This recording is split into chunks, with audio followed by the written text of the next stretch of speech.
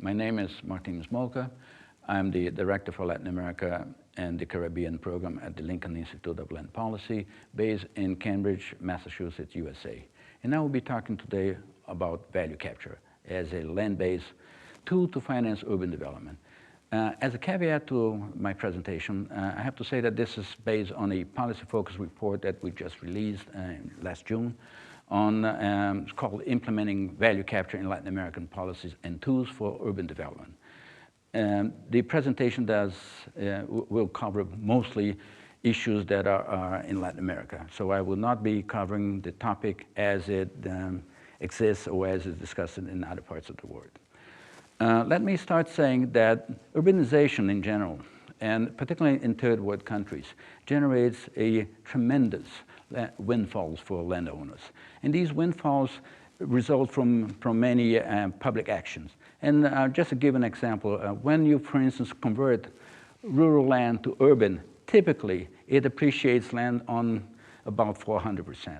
This is what economists refer to as the urban multiplier. This is a tremendous windfall that a landowner receives. There are a number of other public interventions that generate this kind of windfalls. Like, for instance, when you service land, just to give an example, in Rio de Janeiro, at the urban periphery, land that is unserved is about $30 to $35. Service land is about $145, and the cost of servicing this land is about $30, $35, something like that. So there is an enormous difference in the value of the land with respect to the original, once you service the land, and the base value. All these windfalls typically goes to the pocket of the landowner. There are other forms of windfalls, like, for instance, when you change building rights. Building rights also produce enormous land value increments. Typically, for instance, when we, change zoning or change FARs, for a piece of land of about 5,000 square meters, the windfalls of changing the norms of the FAR, say of 2 to 4, maybe something like $400,000. This means that you're simply giving a gift, a reward to the landowner of $400,000. This is something that the public is doing every day without collecting that. So we're talking about, with these instruments, the possibility of using these windfalls for the public use. In that sense, value capture is kind of a no-brainer. And I guess the one interesting way of saying that is what an economist called Donald Shoup referred to as the underinvestment anomaly. And he posed a very simple question. Why is that so hard to finance public investment that increases land value of service land by much more than the cost of the infrastructure itself? And this is a kind of a puzzle. So to give you another example, when we pave land, depending on what part of the cities, the cost of pavement vis-a-vis the cost of the land value increment that the investment in pavement generates may be a proportion of 1 to 3. In other words, if the cost of pavement is about $3 per square meter, it could generate something like $9 for the square meter of land if it's in a very desirable place in the city. So we're talking about considerable land value increments that are generated by public action. So the definition of value capture that we're using in this exposition, in this presentation, refers to the recovery by the public of the land value increments or unearned income or plusvalias, as we normally refer to in Latin America, as that are generated by actions other than the landowner's direct investments. So the reason why value capture is such a good idea, it has to do with, it adds a lot to the efficiency of the city, and to the extent that individuals that benefit from some public action pays or sort of covers the marginal cost that is imposed to the whole city. It has a strong component of equity also, as some landowners benefit more than others from public interventions. And there are other arguments on sustainability in pragmatic regions that it generates quite a bit of income as well. Let me assure first that when we talk about value capture, we're not reinventing the wheel. This is a concept or an instrument that has a long history. And it actually, it has a long-standing place on the legal and planning agenda. Just to say, just to give it a perspective, it was actually used by the Romans. It was actually explicit or actually referred to in the Philippines and Manuelin's ordinance of the 16th century. It has been applied since then and has long precedence in Germany, France, Japan, Great Britain, Spain, you name it. The idea of value capture also is something that people many times use that without even explicitly or deliberately stating that they're using. This is something that simply makes good sense, and many planners understand that, and they apply that even implicitly, even without knowing it. And there is a basic principle that's behind that. It's almost that's present in almost all constitutions. And this is the principle of the unjustified enrichment with no cause. This is a principle that says that no citizen should accumulate wealth that does not result from his own efforts, or that is prevalent in most constitutions. This is a very basic principle. Under this principle, almost every country that has this principle in the constitutions should be able to actually apply these instruments of value capture. So there is a growing popularization of this instrument, and there are many reasons for that. Some of that has to do with the recent redemocratization of most third world countries in Latin America, or Latin America in particular, that has raised the social awareness, and with that, the demand for more equity public policies, and this is where value capture can play an important role. There's changing attitudes regarding privatization and public-private partnerships. There are influences of the international agencies, including United Nations Habitat. And there are pragmatic reasons. There are many reasons why it's becoming more popular. Well, value capture tools can be, there are many ways you can classify value capture tools, but I'm just referring to the direct and indirect. Direct value capture tools are like betterment contributions or land readjustment or land leasing. They are direct value capture tools. And indirect tools like property taxes or special districts, or you could do it through expropriations. You can capture some values, or you could do this through exactions and other forms like that. Now, I would like to talk about two notable experiences in capturing value. One is with betterment contribution, as in Colombia or in Ecuador, and the other one is charges on building rights, as is being done nowadays in Brazil.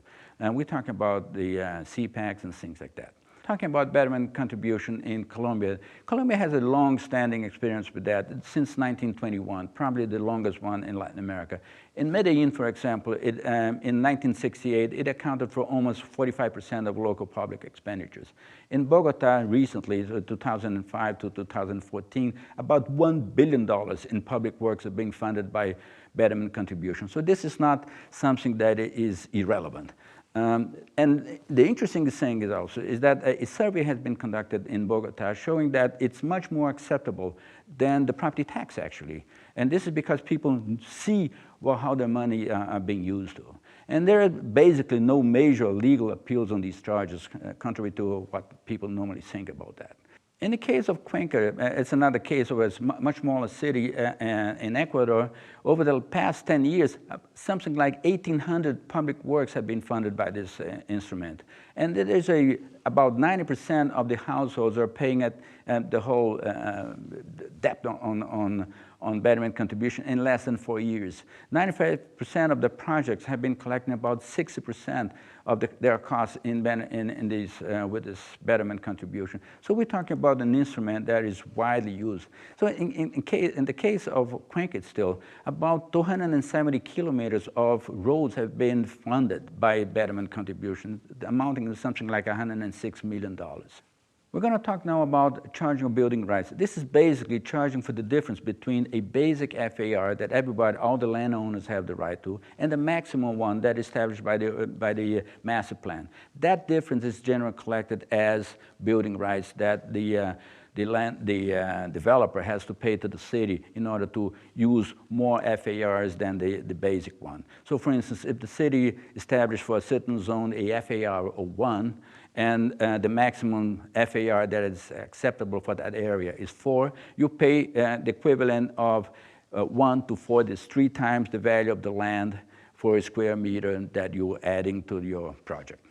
There are many instruments of that. Perhaps the most successful instrument that are associated with that are the CPACs. These are certificates of additional development potential that's being used in São Paulo. This is a very sophisticated instrument that is basically a selling of it's a bond that the municipality issues, and it's auctioning in the stock market. And developers normally are the ones that are interested in auctioning, in acquiring these building rights, but they have to acquire in a competitive auction. So this has been established since '95, and in practice it has been used since 2001 in São Paulo. Just to give a very quick overview on that, 2 major urban operations in São Paulo are collecting something like $2.5 billion in revenues from. This is essentially money that, if you didn't have this instrument, would have been going to the pockets of the landowners of that area that has been benefited by some public investment. The CPACs are being used essentially in urban operations, and it has to be used where it is collected. So that's why landowners, and particularly developers, have no issues with that. They're perfectly happy to pay that because they know they're going to be benefited by the investment themselves that will be funded by the land valuing or the CPACs that they bought. This is an instrument that's also being used in Rio, it's used in Curitiba, and it's used in Belo Horizonte, is now beginning to use. So this is an instrument that is a very powerful one. Let me warn you that value capture instruments is not something like that, one size fits all. It doesn't. So if you have a situation where you have new infrastructure for existing land users, you're probably better off if you use something like the betterment contribution. But if you have a new infrastructure being used for new land users, well, you'll probably be better served if you work with something like selling your building rights. So typically, the successful cases of the application of these instruments, they have to do with when jurisdictions have a specific problem and they sort of define their own instruments or give their own spin to an existing instrument. There are a number of myths about value capture, and one of them is that it's technically difficult to do it. This can be easily shown that in practice this hasn't been the case. Most people that are actually applying those, they don't recognize the technical difficulty as the main issue there, and we have done surveys to that effect. Culturally, also, developers are pretty willing to pay, and they know that if they don't pay in the form of some charges that the public is doing on the development rights, they would have to pay anyway to the landowner in higher land prices. So it's just a matter of which pocket they're paying, and most of them are beginning to understand that. And potentially, it can generate significant amount of money, as I was suggesting in the case of CPACs or betterment contributions in Colombia or CPACs in São Paulo. Towards some lessons, value capture makes a lot of sense. And this can be shown from the experiences in many countries where they've been doing this, even unintentionally or implicitly, simply because the circumstances are such that they say, well, it wouldn't make sense not to do that. We're not reinventing the wheel, as I mentioned before. It's virtually in all countries, some existing legal provision to cover that. And the main resistance to value capture, I would classify in the so-called 4 I's. And then the 4 I's are ideology. There's something people say, well, we don't want that for ideological reasons. We have nothing to do with it. We can't do anything about that. Interest, some landowners, of course, they are going to be affected, but not the developers, not the citizen in general. This is basically the landowners who actually are getting less or they are not getting the full increase on land values anymore. And ignorance, this is a major problem. There are many people who resist to the application of value capture by very ill-founded misconceptions about what are the implications or the impacts of these instruments. They think that this instrument implies in inflation of land prices or that there are some acquired rights in some of these things. Most of these things are easily resolved through better education and so better information to the stakeholders that are resisting the application of that. And of course, there is also inertia. People simply want to continue to do what they want, and when someone tries to change something, there is always resistance to that. So at the end of the day, value capture, summarizing everything that we've been saying, we could say that it should be done, it can be done, it has been done, but it may be done much better. And this is where we terminate this conversation. Thank you very much.